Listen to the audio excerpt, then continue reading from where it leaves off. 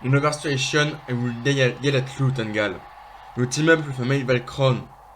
Tungal seems to be angry, but Tungal knows him and the veteran was a little scared. Tungal just wanted to know why. Everything is fine, Rengar. I only accept her help to save you. There is no danger in... You can't understand, said Rengar. She is a medieval crown. They are hunted by the temple in old Terebia.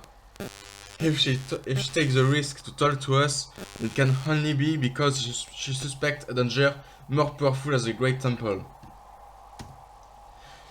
Tungal was looking at a map. He wanted to bring his soldiers to Redfield, the capital of the Radiant Empire. The castle of the temple was in this city. They could give the Blossom Codex to a traductor and at the same time claim the help of the Emperor. But the way was long. They had to walk one month, maybe more with the injured. The Inquisitor thinks about another way. If they took the road to the town of Twismerk, they could join the big port of Oprisk and then boat a boat to go to Redfield by the Gold River. This way was short, but also dangerous. They had to go by the mountains. He had to announce to his soldiers they will pass by that way. Moreover, they had another problem. They needed materials to travel. He decided to return in the outpost to see what he could use to traveling. He knew that all the outposts of the temple had the same organization.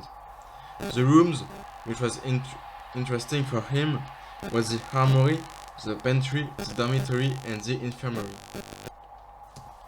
When Tungal entered in the weapon stock, he saw that the bandits had broke all the strong weapons like halberd or longswords. It was an habit of the bandits of the country. They didn't have the knowledge to use these weapons, so they destroyed it to reforge it later. The captain just found some crossbow darts. It was the same things in the pantry. The mobsters made a big feast.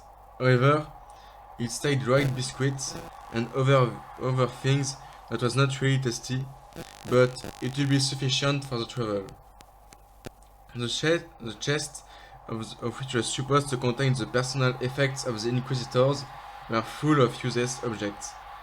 But Tungal found it boots, oat cloves, ropes, piece of armor, and an example of the incandescent law, a book which contained all the dogmas and rules of the temple.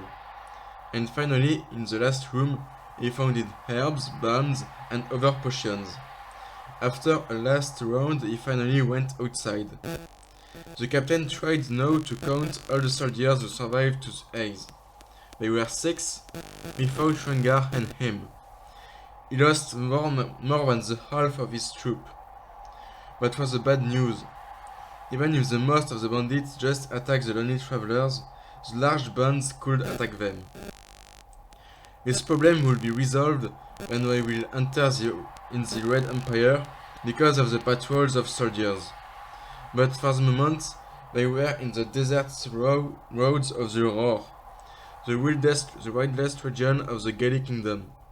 They had to be careful. Tungal surprised himself to think he could use the abilities of Phaedrus to do that. As a captain, he knew he should ask her help to dispose to a tactical advantage. But because she was an alchemist, he didn't know if she will accept. Waiting for her, he tried to prepare the travel. He looked to his men to count those who could carry material. He spotted 3 of them. The others were too weak to support heavy weight. No, he had to establish tactical to travel in security. The material was very important, so he didn't want to put it on the exterior of the troop. But that meant he had to expose the injured. His best hope was to meet a caravan for the kingdom of Umlo-Wun-Sive, a large empire in the south, burned by an intense sun. The merchants from this country were traveling in very long way. They didn't use boats because it was forbidden by their religion.